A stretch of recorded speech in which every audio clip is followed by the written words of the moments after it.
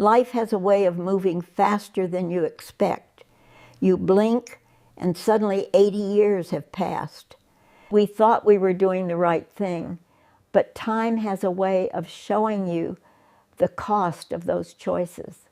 We thought we could do anything back then. Now, I suppose, the possibilities are mostly memories. What I didn't expect was how memory would become both refuge and trap. I revisit the past often, not because it was perfect, but because it's familiar. The present asks too much of me sometimes. The future feels abstract. The past, at least, knows my name. I think about the women I used to compete with silently, politely, constantly. We never said it out loud, but we were measuring ourselves against each other all the time. Who aged better? Who stayed married? Who kept her figure? Who still mattered?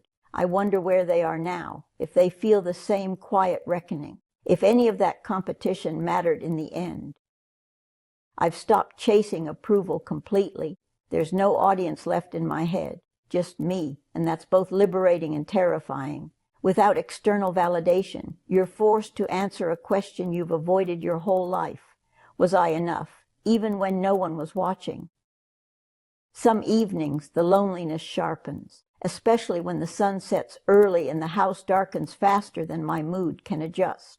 I make tea I don't really want, just for the ritual. I sit near the window and watch other people's lights turn on. Whole lives happening behind glass. Laughter, arguments, dinners, routines. I don't envy them, not exactly, but I feel the distance. I've realized that aging is a continuous process of saying goodbye, not just to people, but to abilities, assumptions, and futures that once felt guaranteed. You don't mourn them all at once. You mourn them in fragments, a little grief tucked into ordinary moments. There are afternoons now when time stretches in a way it never used to. Not fast like it did when I was busy, and not slow in a peaceful way either. Just wide, open, almost empty. I'll sit in my living room with the television on low, not really watching, just letting the sound prove that the world is still moving somewhere outside of me. I've started organizing things that don't need organizing. Old drawers, photo boxes, paperwork that's been irrelevant for years, not because it's necessary, but because it gives my hands something to do and my mind a sense of direction. Every object I touch seems to carry a memory I didn't ask for, a receipt from a store that doesn't exist anymore, a birthday card from someone who's gone, a dress I kept because I thought I'd wear it again, even though deep down I knew I wouldn't. Letting go has become harder than acquiring ever was. When you're young, you collect goals, relationships, possessions, identities. When you're old, you're asked to release them one by one, quietly, without applause. No one prepares you for how personal that process is.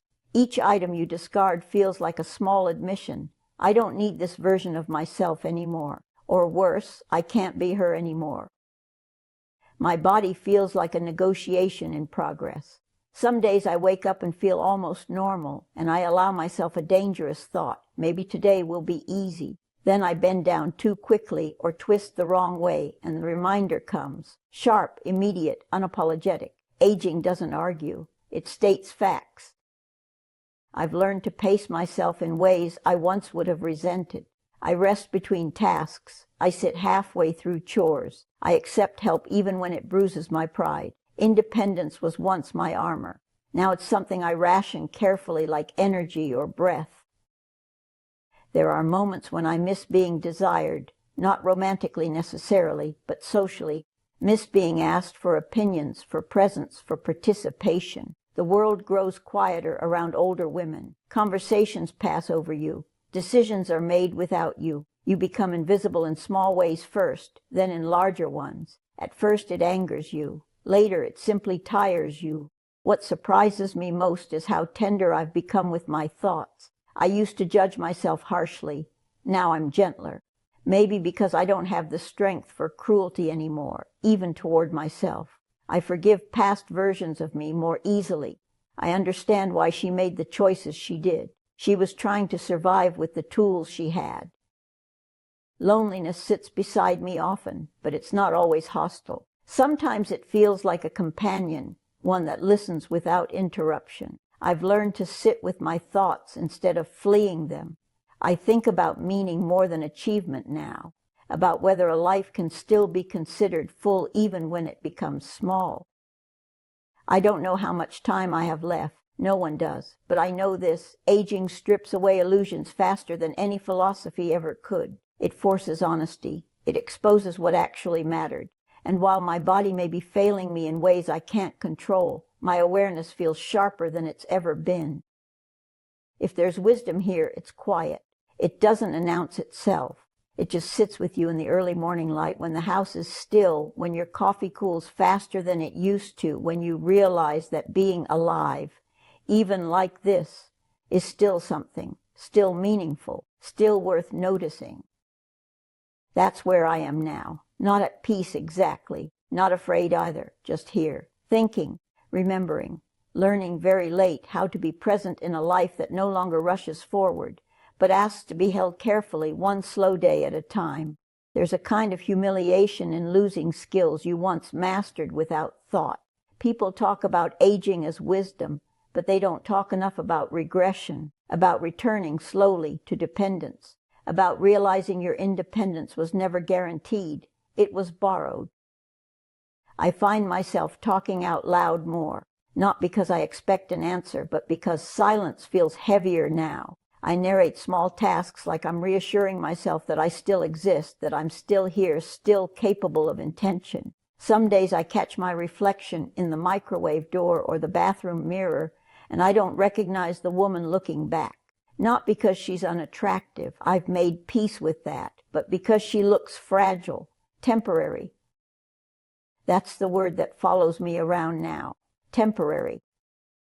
I think about how much energy I once spent preparing for a future I assumed would last longer. Retirement plans, social calendars, all those someday ideas.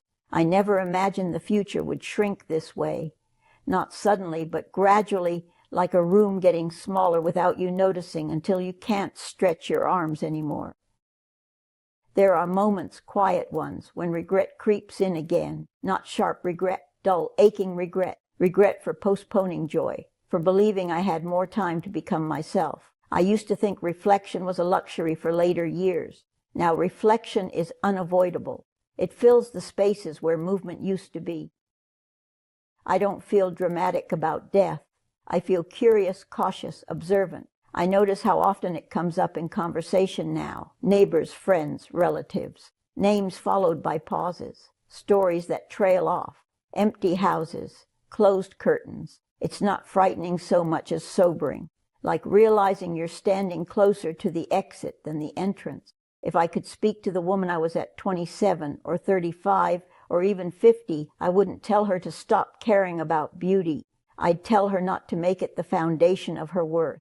I'd tell her that admiration expires, but identity doesn't have to. I'd tell her that saying no is not unkind and wanting more is not selfish. I wasted 46 years trying to be perfect because I thought perfection would keep me safe. What it really did was keep me small.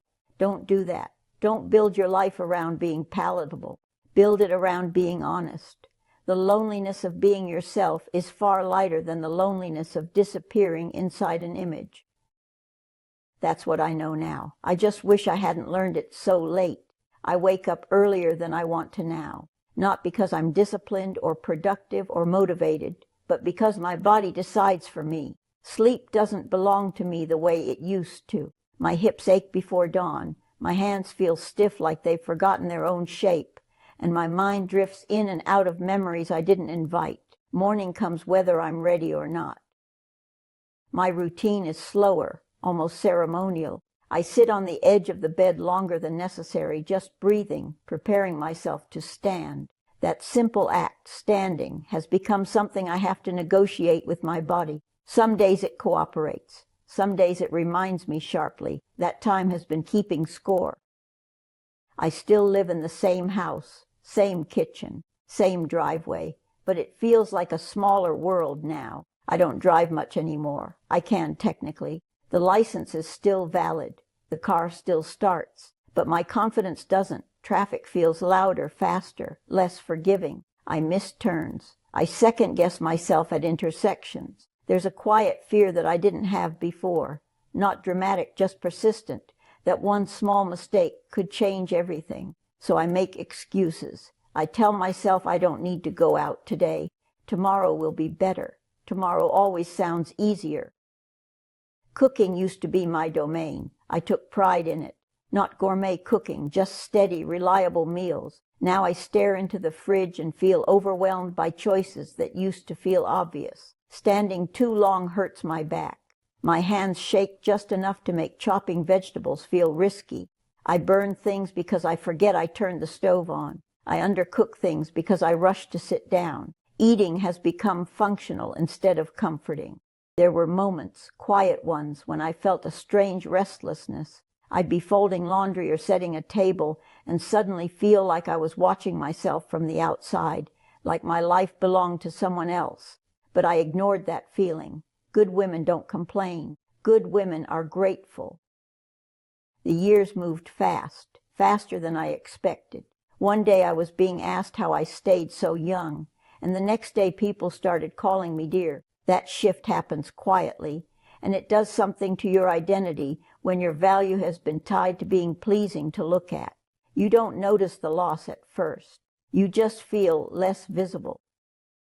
It was only later, after the house got quieter, after the mirrors became less forgiving, that I started asking questions I had avoided for decades. Who was I when no one was watching? What did I actually want, not what was expected of me? What parts of myself had I kept locked away to stay acceptable? That's when the grief came. Not loud grief, but heavy grief. Grief for the conversations I never had, the boundaries I never set, the interests I dismissed because they weren't practical or feminine or age-appropriate. I realized I had spent more energy maintaining an image than building a life that nourished me. Loneliness is different when you're older.